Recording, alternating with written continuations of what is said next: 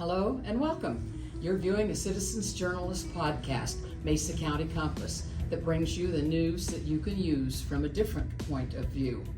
I'm Ruth. I'm Lisa. And together we are Mesa County Compass. Our goal is to create an informed, current, active citizenry armed with the facts. We will be covering what's new to you, what it means to you, what you can do about it, and provide you access to the decision makers when we can.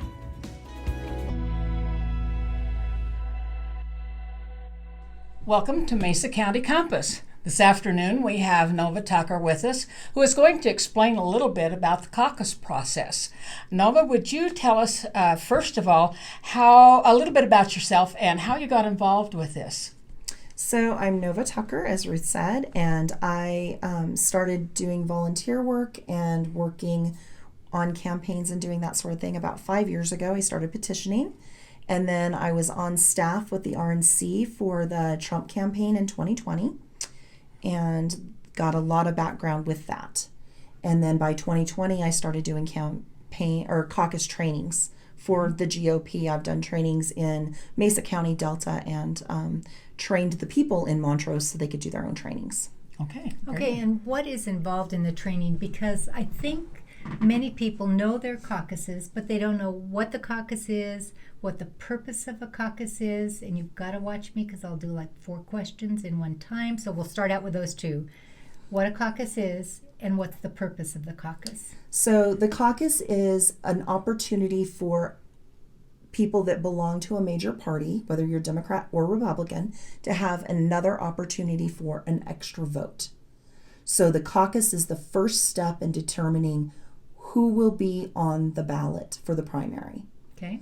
And so anybody that shows up and goes through the caucus process and is elected as a delegate gets to cast a vote for any candidate that's going through the caucus process to get onto the primary ballot.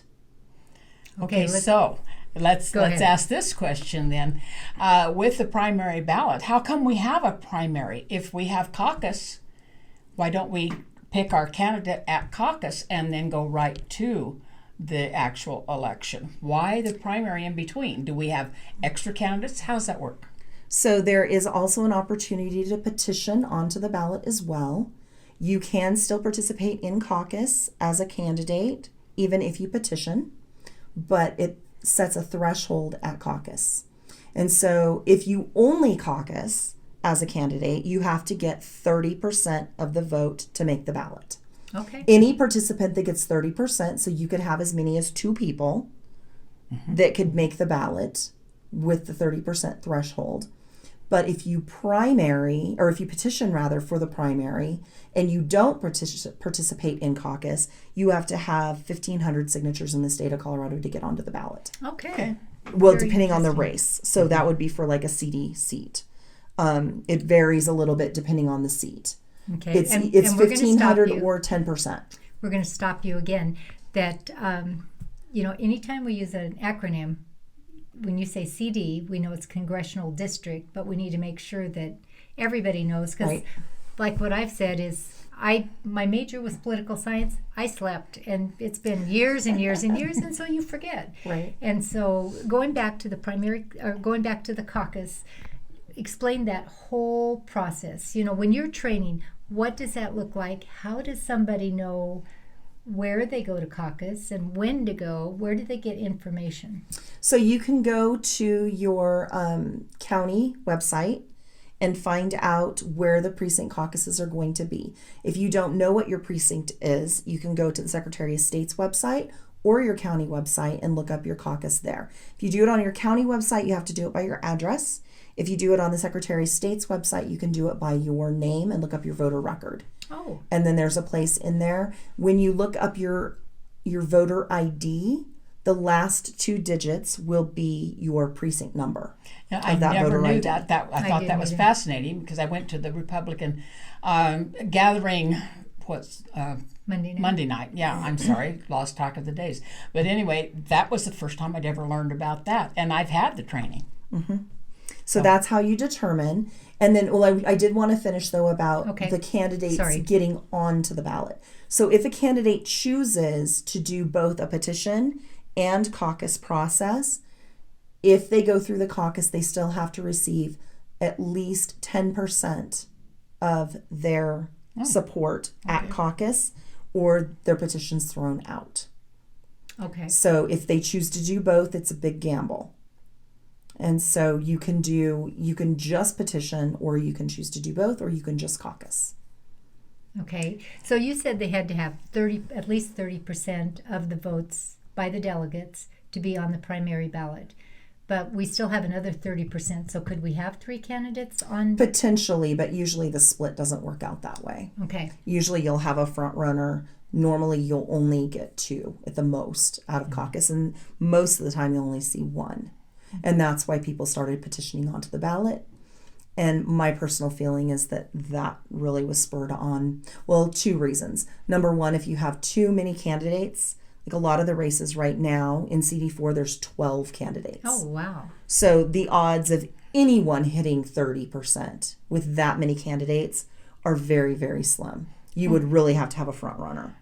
Kind of the way we are with CD3 is we've got 5 that we know of 6 right now. now. And maybe 6 now? and I heard today another one's jumping in. Oh my goodness. You'll have to fill me in on who the other ones are, because I got to get a hold of them. So I don't think one of them's announced yet. Ah. But at any rate, when you have that many candidates, it's near impossible to meet the threshold regardless. And so then if some of them petition and some of them go through caucus or do both, then it allows opportunity to have enough, at least have one candidate, if not more, make the threshold to get on to the primary ballot. Okay. And then the other reason I feel like we've had primaries is it is election interference. It changed the standard of what's required from the parties. So in our primaries in Colorado, unaffiliateds can vote in them. And in caucus, you must be attached to a major party. So it allows unaffiliated people to assist in making the decisions on who our candidates are going to be for both the Republican and the Democrat Party. So they don't have to, at the primary, declare a party? If you're unaffiliated, you get a ballot for Democrat and you get a ballot for Republican. And you can only choose one You ballot. can only mail one of them in. But you can choose which one you're going to mail in. And so that gives the unaffiliateds a say in who the Republicans and who the Democrats choose for their candidates That's for the general election. And so I think that is where the primary came about.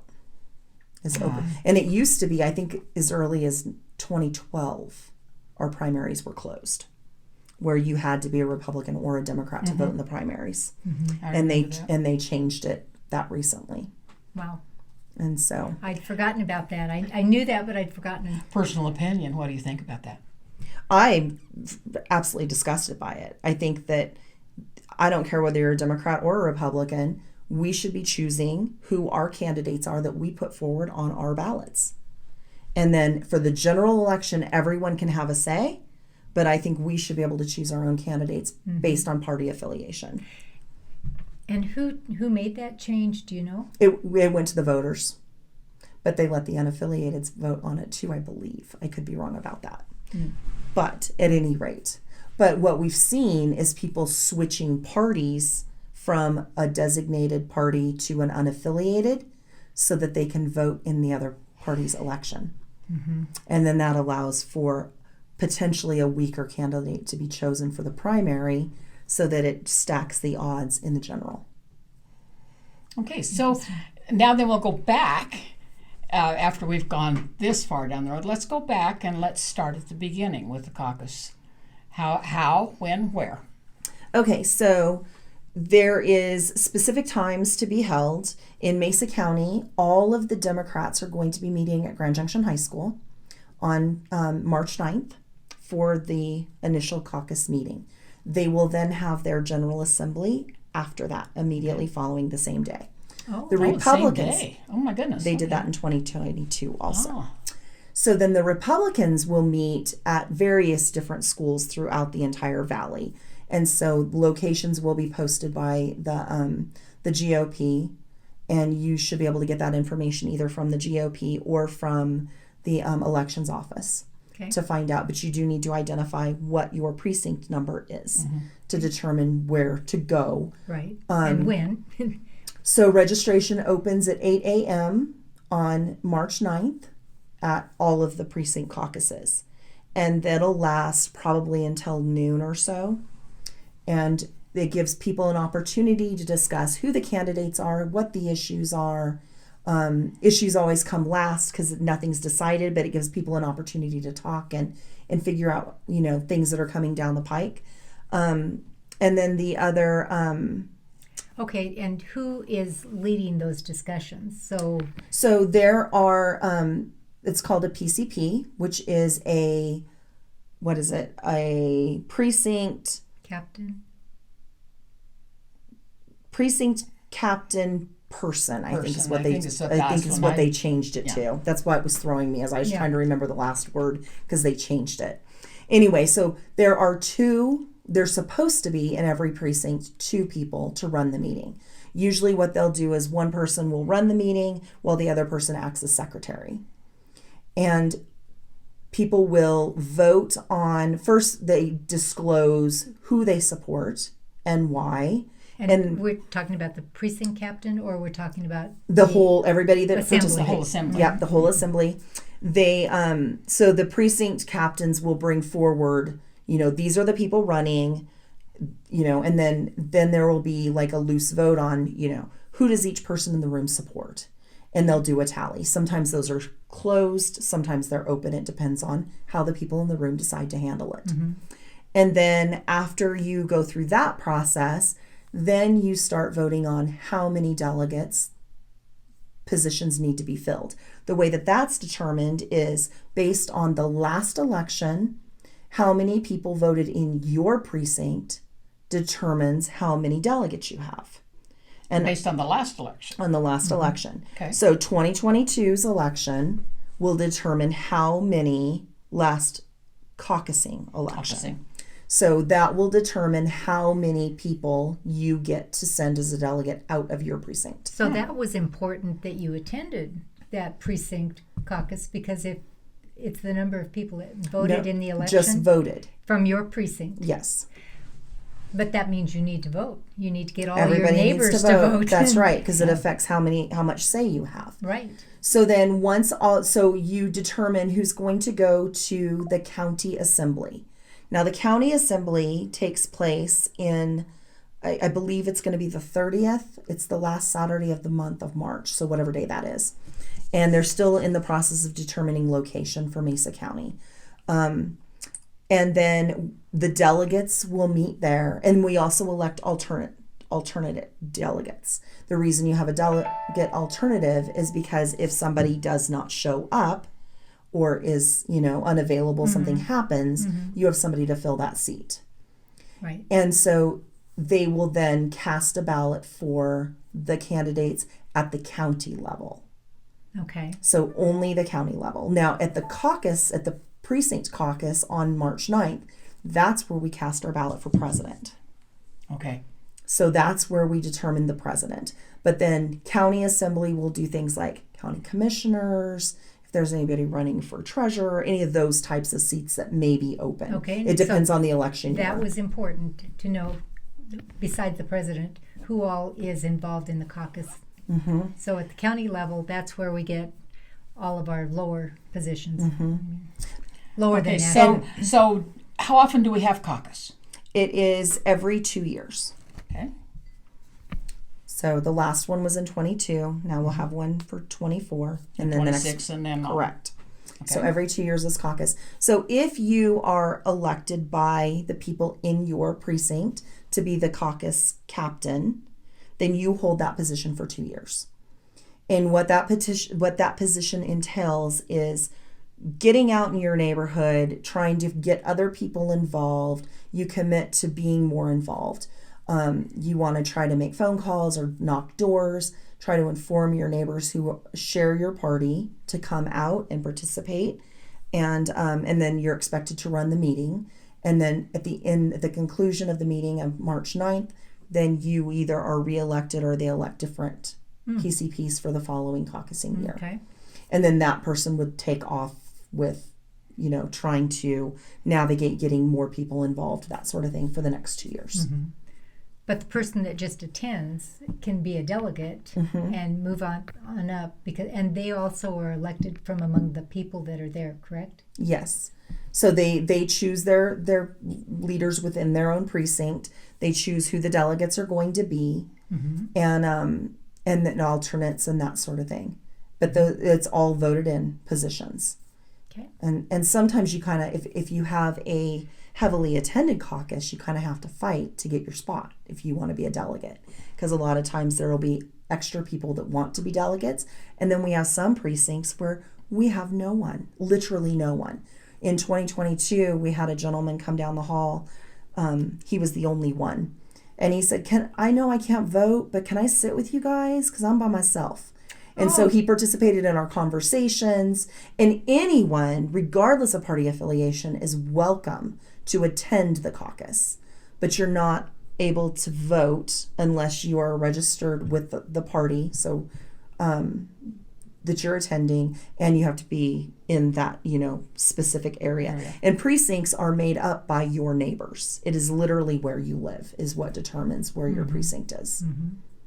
So then we go to the county, and then the county, what happens after that? So we vote at the county, and then it's solidified at that point who is going on to be, because if people don't show up for the county assembly, they're ineligible to vote in any of the other races or continue to be a delegate. So you tentatively make your stake at precinct caucus. Oh, I would like to go on to county or the state assembly, but there's also the congressional house districts for state.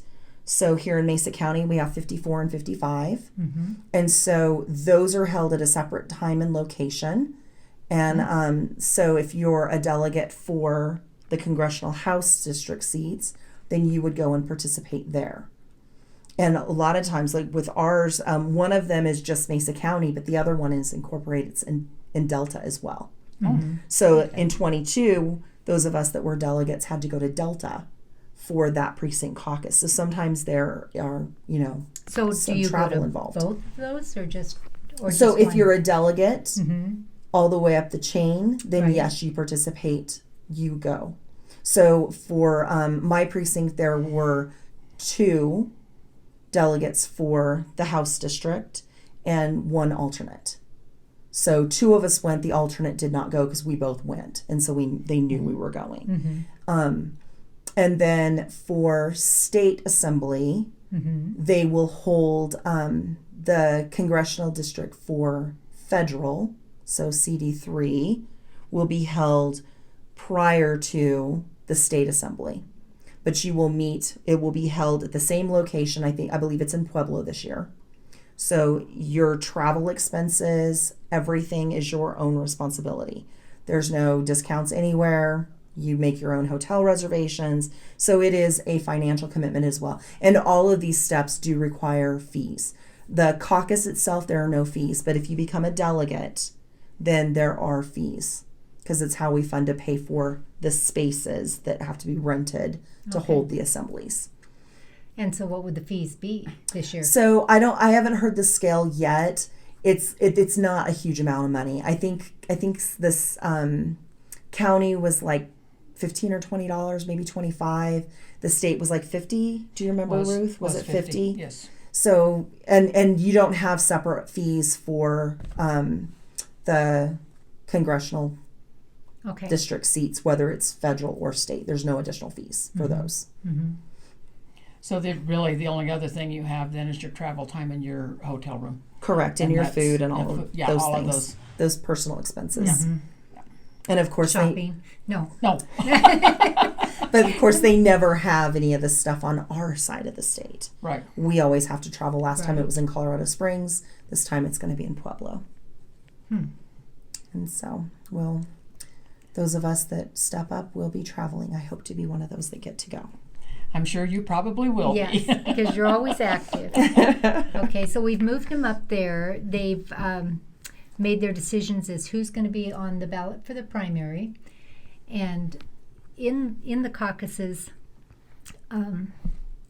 why do you think that we started with a caucus? You know, we see that there are caucuses in other places, like the Iowa caucus. And since I have to make it a two-pronged question, why do you think the Democrats are doing it back to back? Does that make more sense than making it separate days and less time involved for people that want to participate? Or So what's a good idea? initially, caucus was the only route nationwide to get on the ballot.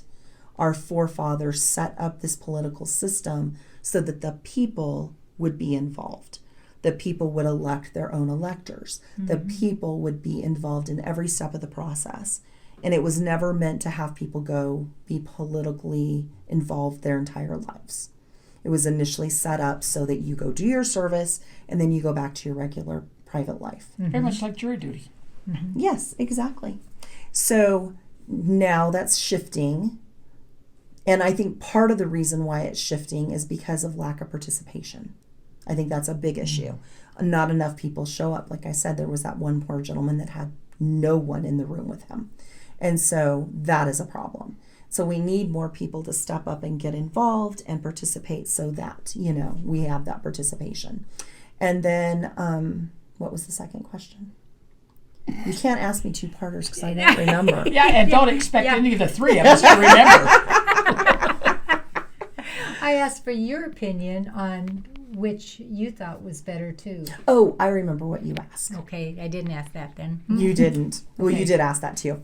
Okay, so the other thing you ask is whether it's better to do it all in one day. Right. Or right. if there should be a pause. The reason we take a pause is because it gives the candidates an opportunity to reach out to the delegates and try to garner their support at caucus. Okay.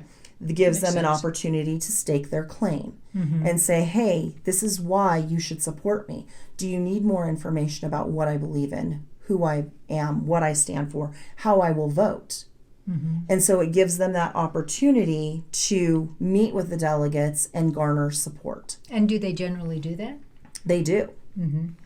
That kind of makes me think, which I haven't thought of before, dummy me, but that is the one place where money doesn't matter. That is true. That is the one place that you can get But a there, feeling without having billboards in your face or without having, TV commercials that have been just Slick. It's but slick. sometimes it's mailers, sometimes it's letters, sometimes it's phone calls. So it still can play in. Because when you have, especially like with the Congressional District 3 seat, it's 27 counties. Right. Those Right. those candidates are not going to be able to go knock on every single Every door. delegate's door. And that there makes are sense, 400 people. I think it's 395 for CD3 that are delegates. For And that makes seat. sense, and I understand that. But there's a difference in the way it's It's more presented. personal. It is Yeah, more it's personal. more personal. Is what I'm trying to say. Yes.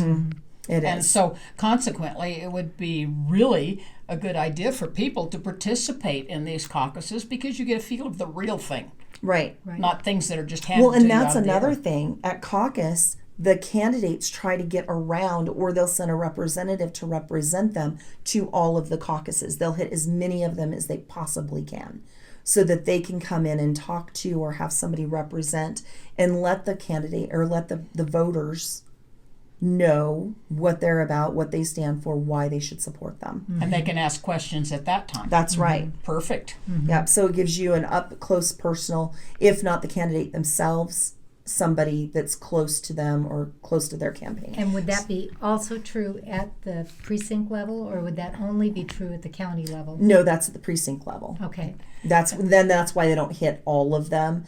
We have 73 now. They just redid it, and there's a gap in the numbers. And so the precincts don't make sense anymore, and I don't know why they did it this way.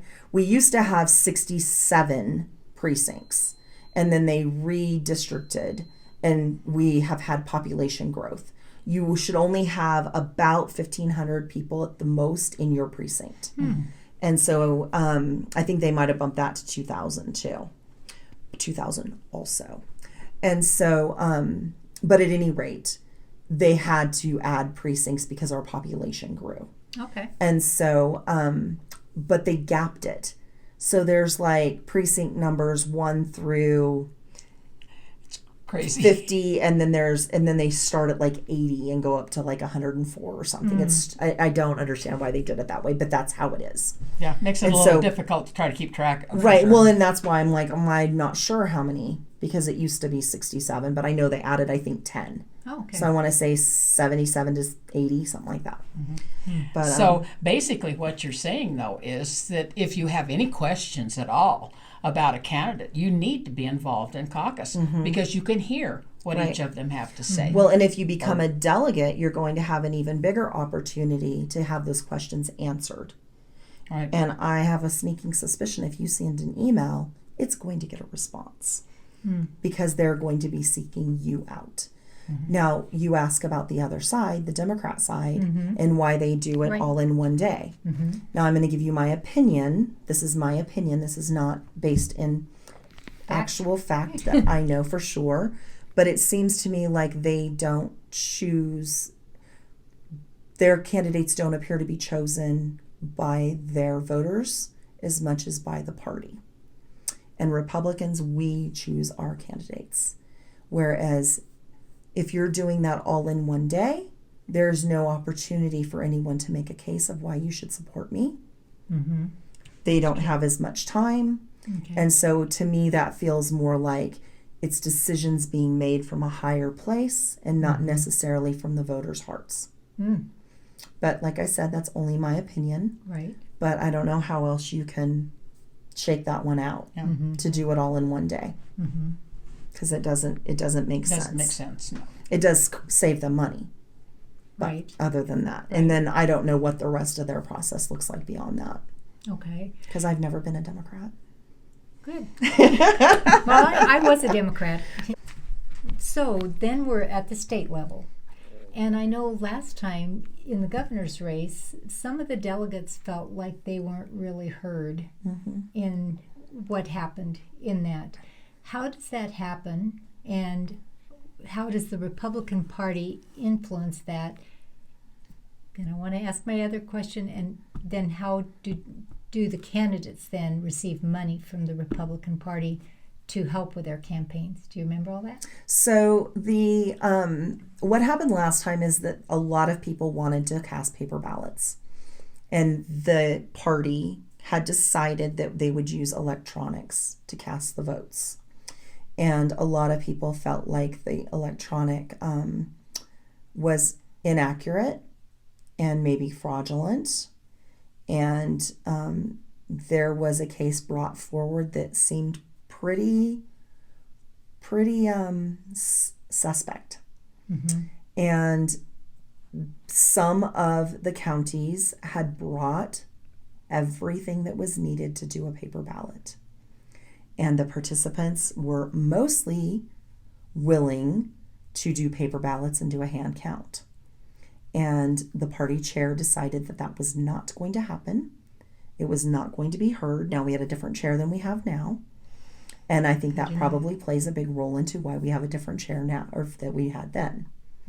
And so that was a big to-do.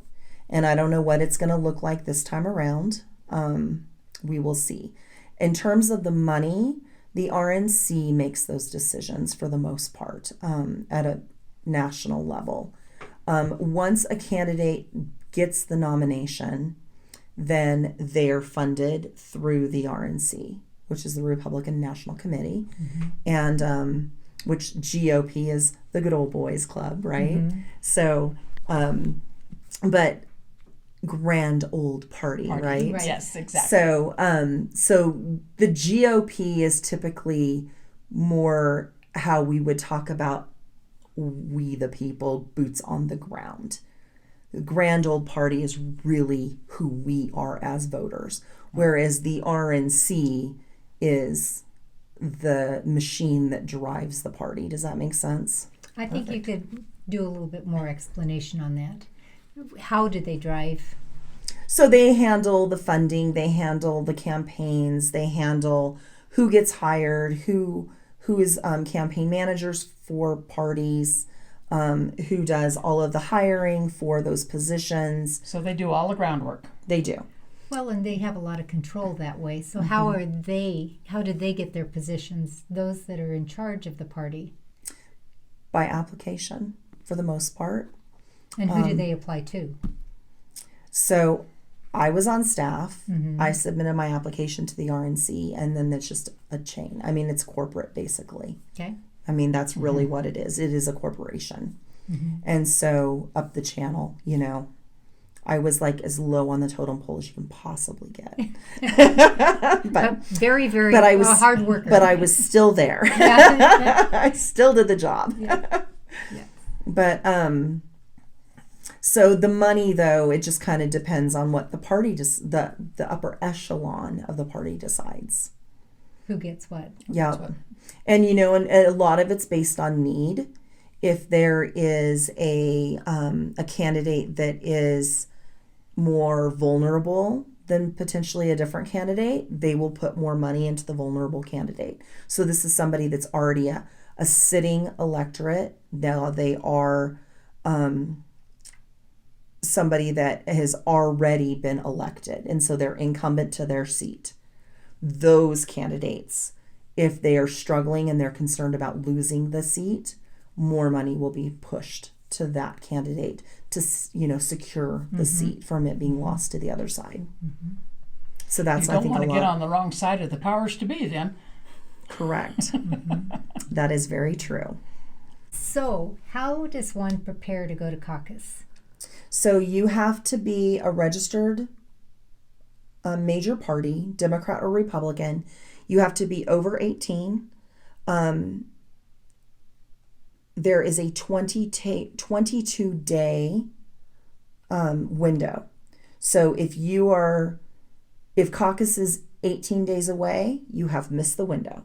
So you have to be registered as that party. So if you want to participate in the Republican caucus, you have to be registered as a Republican at least 22 days prior to the caucus. Okay. Okay. The one exception of the have to be 18 rule is if you are going to be turning 18 before the general election. Oh, the Fair general enough. election. Yes. Okay. So you can pre-register prior to 18, participate in caucus even if you are not going to be 18, as long as your 18th birthday falls before the general election. Now you can't participate at assembly if you're not going to be 18 before the assembly. So you can't necessarily be, but you can go and have a vote and have a say in your caucus if you're going to be 18 before, but you can't be a delegate. Okay. But you can All right. speak, whereas a visitor can't speak. But if you're turning 18, my daughter's birthday is November 2nd. And so the 22 is the year she turned 18. And the election was the 7th. And so she fell in that category of people. So we got her pre-registered so that she could go to caucus and participate. All right. And then that's the biggest deadline is to make sure that you're registered with your party at least 22 days in advance. Okay. Okay. Great. Great. Anything that you think we should know about elections, about the caucus, about just participation? And I think a lot of people think what I do doesn't make a difference. I'm not heard, so why even do anything? So what I like to say is, regardless of what you believe about how safe and secure our elections are, if you don't show up, no one has to steal your vote because you've given it away. So if we all participate, we all show up, then there's more security in the system. We have to show up. We have to participate. And that's why it was originated. You can't complain if you don't vote. That's right. That's exactly right. So the founding fathers had it right. Go figure that. Anything else you want to say about any topic that relates to elections? Nope. Do you have any other questions? I don't believe we do have. We appreciate your time. You've been listening to Mesa County Compass. This is the truth as we see it, the facts as we know them. You decide.